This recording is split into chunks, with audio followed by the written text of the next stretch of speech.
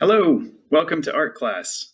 I'm clearly not in the art room, but I'm in my garage. You can see my car behind me and see this also doubles as my painting studio, so I've got some paintings on the wall back there. Today we're going to check out some stuff about op art. So op art is short for optical art. It's like optical illusions. There we go. And you use line, shape, and value and patterns to create the illusion of three-dimensional space on a flat surface. We've talked about the elements of art so far this year. Line is the simplest one, it's the most basic. When you put lines together, then you end up with shapes. And then when you put shapes together, you can create three-dimensional forms. The more elements you start adding into your work, then they can become more realistic, more convincing, like this one. This was made by M.C. Escher, and I really like this picture because it doesn't make sense, and it's like that on purpose. It's fun to just look at it and try and figure out which hand is drawing which. Confusion is a big part of optical illusions.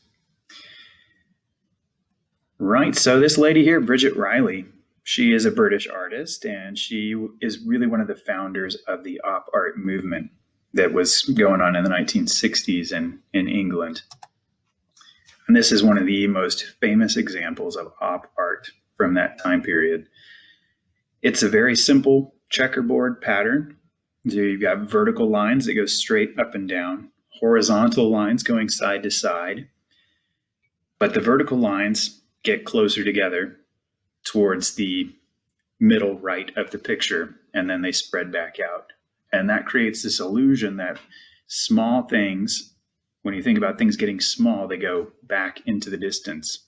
The farther away they get, the smaller they are. And this creates an illusion that the painting is sort of warped in space. Simple, but very effective.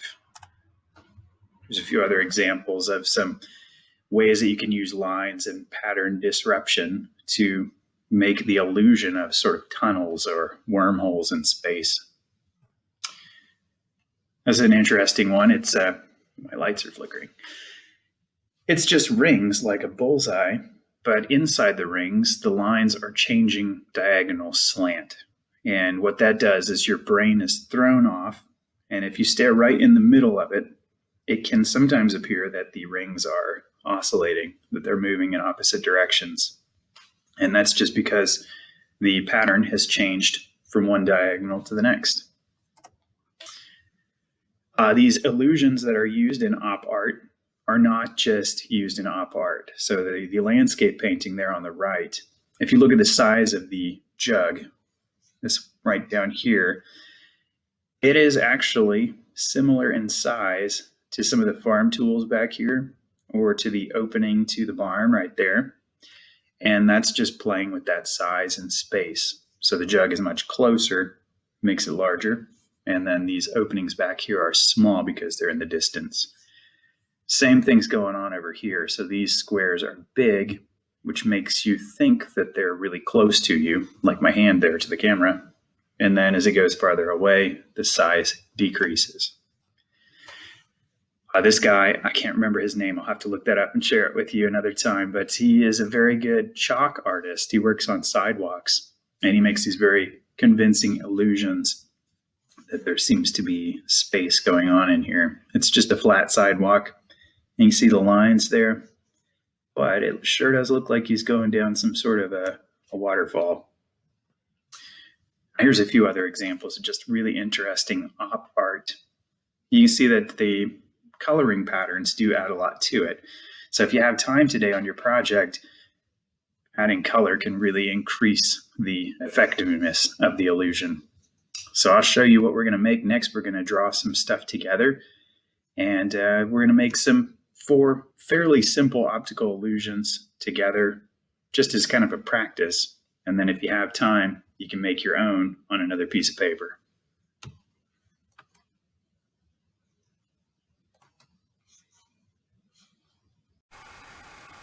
Okay, so here we go. Every time I touch the cord, my lights flicker, so I'm going to try to not touch that. Oh, and then I just did, of course. So we're going to make 4 fairly simple optical illusions. They're not going to be really advanced ones, but like anything in our art class, if you want to make it more advanced, you're certainly welcome to add more patterns, more color, more designs to make it more interesting. Alright, so first thing we're going to do is we're going to make 4 separate boxes for our 4 illusions. And these don't have to be perfect. As you can see from my hasty drawings here, just want 4 spaces to draw in. And these are really just practice, so don't worry too much about making them perfect. I didn't even fully make the box. Alright, so the first one here, we're going to start by drawing a circle. And we're going to try and make it look like this circle is sort of bulging out of the middle of the paper. So we're going to do that by taking lines, and instead of making them go straight, we're going to warp them. So if this is the center right here, I want my lines to warp away from that center. So I'm going to start up here, not right in the middle, but a little to the left.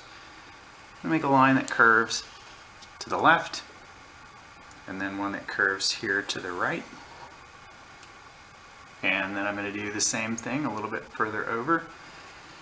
One that curves to the left and one that curves to the right. Sort of like a basketball or something. Now where those lines touch the edge, the outside part of the circle, I want them to go straight in the background. So they're all straight vertical lines in the background. And if I get going too fast, certainly pause the video and you can catch up at your own time. Alright, now what I've done here is all vertical. Now I want to make ones that are going horizontal. So same thing, I'm going to have them curve away from that center. I have some curve up and some curve down. And another one going up and another one going down. Right, and then like these lines went straight vertically. These lines here are going to go straight horizontally.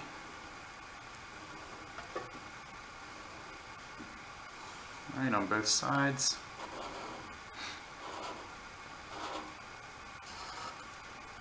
And then to make it a little bit more convincing, let's put a few just straight vertical and horizontal lines in the background.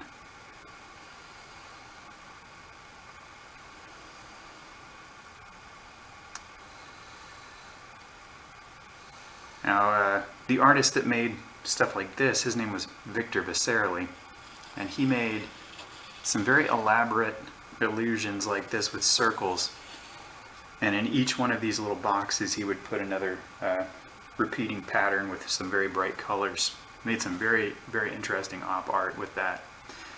So that's number 1. Number 2 is going to be, I think, maybe even a little easier. It's just kind of a tunnel. So playing with that idea of things that are in the distance getting very small, we're going to make the end of our tunnel back here, and I'm just going to make it a square. This is going to be dark, because that's the very end of the tunnel. So then the walls are going to go out from this corner, diagonally out. There's one wall. Now you have to use your imagination a little bit in the beginning. And then here's the other wall. It's going to go from this corner to that corner. Now if you've ever noticed driving down the road and you look at telephone poles, they get small the further away from you they are, but they also, the space in between them gets much smaller. So we're going to be making some vertical lines here for the walls, but they're going to be really close together here as it's close to the end of the tunnel, and as we pretend to get closer to us, they're going to be spaced farther apart.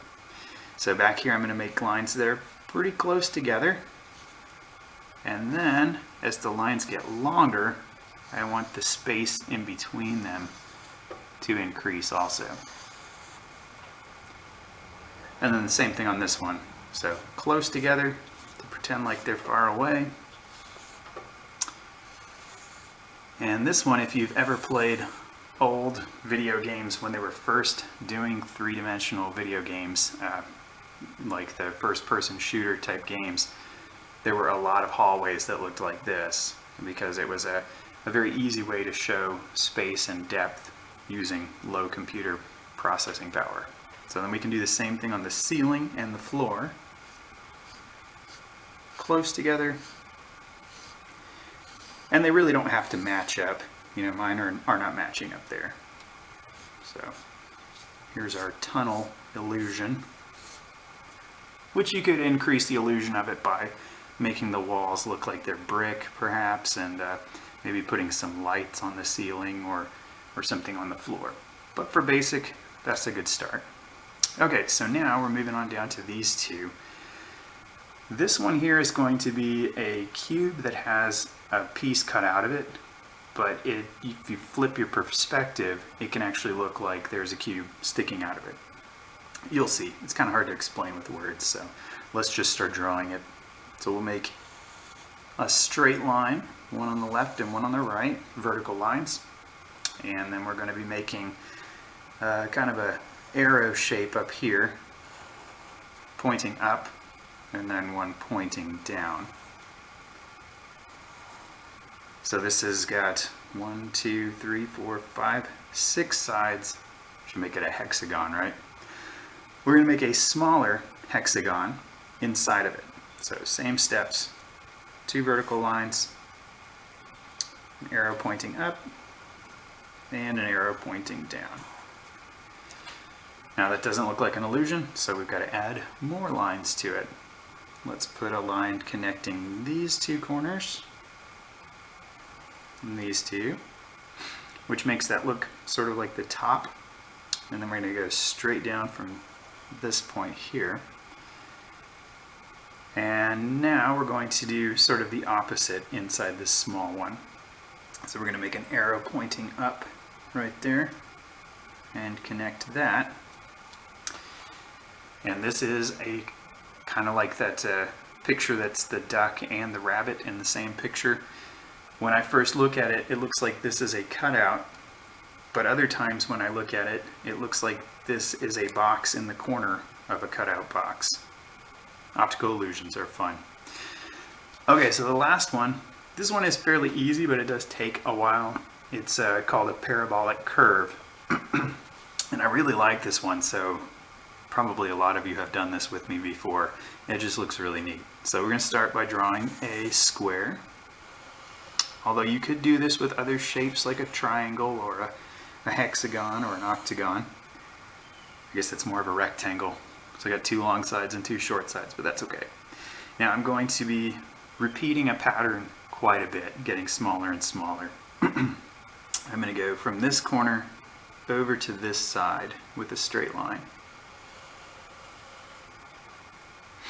Then I'm going to go from that part where I stopped down to the next side. And each time I'm just scooting over, you know, a small amount. Now I'm going to go from here over there. I think I went kind of large there, but that's okay.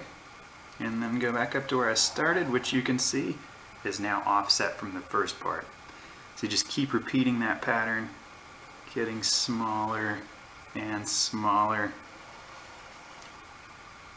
each time.